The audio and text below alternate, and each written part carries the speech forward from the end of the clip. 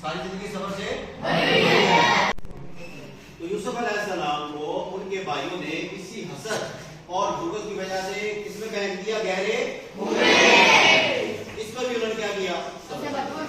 اس کے بعد کنویں میں پھینکے گئے، پھر کنویں قافلہ آیا، قافلے والوں نے کنویں سے نکالا اور نکالنے کے بعد چھپا لیا اور پھر ان کو کیا بنا لیا؟ غلام۔ کیا بنا لیا؟ غلام۔ لیکن یوسف علیہ السلام نے اس پر بھی کیا کیا؟ صبر۔ آگے چلیں، پھر یوسف علیہ السلام کو قافلے والے لے کے نکلے ہیں، چلتے چلاتے کہاں آگے؟ مصر میں۔ کہاں آگے؟ مصر کے بازار میں یوسف کی بولیاں لگ رہی ہیں، لے لو بھائی، خرید لو، غلام بنا کے تو فروخت کر دیے گئے، بیچ دیے گئے۔ اس پر بھی کیا کیا؟ صبر۔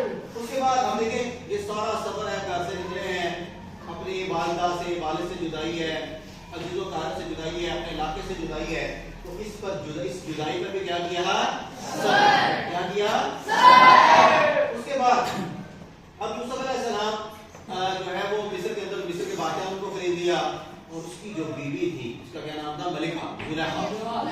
زلیخا نے کیا کر دیا؟ ان کو برگلاتی تھی، گناہ کی دعوت دیتی تھی اور یہاں تک کہ ان پر تہمت لگا دی۔ جب یوسف علیہ السلام نے اس کی بات کو نہیں مانا، وہاں سے نکلے تو اسے تہمت لگا دی کہ یوسف نے میرے ساتھ برا ارادہ کیا، تو اس تہمت پر بھی کیا کیا؟ صبر کیا۔ پھر وقت آنے پہ اس کو انہوں نے اس کی صفائی تو کروائی لیکن اس وقت صبر کیا۔ اسی طرح اب یوسف علیہ السلام کو اس کے بعد بادشاہ نے کہاں ڈال دیا؟ جیل۔ کہاں ڈال دیا؟ جیل۔ تو حضرت یوسف علیہ السلام نے جیل میں جا کر بھی کیا کیا؟ صبر کیا۔ اور پھر اس کے بعد جب یوسف علیہ السلام جیل سے نکالے گئے اور پھر اس کے بعد اللہ تعالیٰ نے مختلف ان کے آزمائشیں آئیں، اسی طرح ایک ان پر آزمائش یہ بھی آئی کہ ان کے بھائیوں نے، سگے بھائیوں نے بھی اپنے بھائی پر جھوٹا الزام لگایا۔ کیا کہا کہ بھائی یہ تو بنیامین ہے، یہ بھی چور تھا اور اس کا بھائی جو ہے اس نے بھی کیا کیا ہے؟ چوری کی۔ تو یہ دیکھیں یوسف علیہ السلام کتنے بڑے دل گردے والے نبی تھے کہ انہوں نے اتنا زیادہ صبر کیا۔